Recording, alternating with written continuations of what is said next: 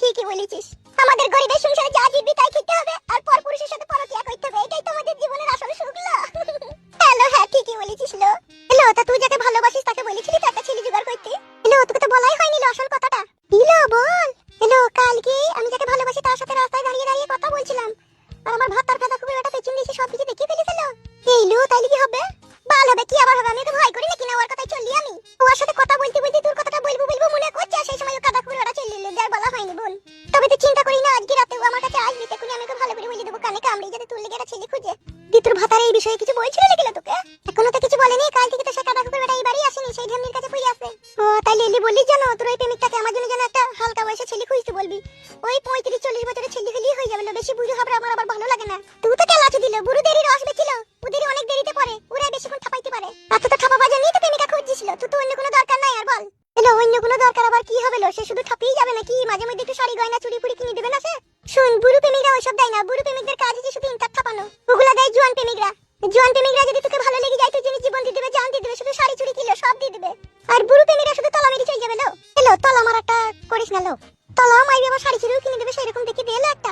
বেশ ঠিক আছে, আসুক, আমি দেখি বলি, দেখি কি কদর কি করতে পারে ও। তুই তো সেই এক সপ্তাহ থেকে বলবো বলবো বলবো বলবো করে আর বলছিস না লো। এত দেরি হয়ে গেলে তলাতে কি জং ধরে যাবে লো আমার? কেন লো, তোর ভাতার কি জং ছাড়াইছি না নাকি? ভাতার কাদা কুকুর কথা আর বলিস না বোন, সে ফেদা কুকুর বেটা রাত 10-11টার সময় গেজা খেয়ে বাড়ি আসবি, বলবি ভাত দে। এই আমি ওকে ভাত তরকারি খুলি দুবার, উঠি পড়ে টুটি করে গিলি লিবে, গিলি উপর হয়ে শুয়ে পড়বে লুঙ্গিতে গেট মেরে। এই লো, তাইলে জং ছাড়াই না ও?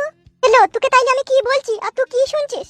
1 মাস 1.5 মাস পরে একবার করে হাত বুলাবে, আবার ঘুমিয়ে পড়বি, ভরবি না ও ফাদা কুকুর বেটা।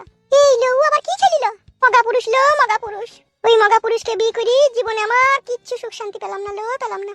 বেশ লো বেশ, তোকে অত চিন্তা করতে হবে না, যা তোকে এমন সুখ শান্তির ছেলে আমি খুঁজে দেবো, তোকে রাত দিন শুধু সুখই দিবে লে। তোরা তো মন খারাপ করিস না, তুই যা, আমি এখন ভাত তরকারিটা রেঁধে দিলি, বইকাল আবার কথা হবে। হ্যাঁ বোন, বেশ ঠিক আছে, রাত আর আমাকে একবারই তরকারি দিস লা।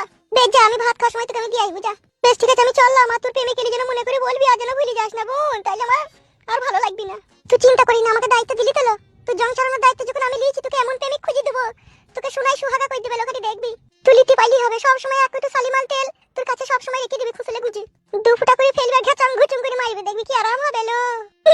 সেই আশাতেই তো ছিল, সেই আশা পূরণ হবে। বেশ যা, তুই যা, আমি ভাত তরকারিটা রেখে দিলি। বেশ ঠিক আছে, তুই রান্না কর, আমি তাহলে চললাম। হ্যাঁ হ্যাঁ যা।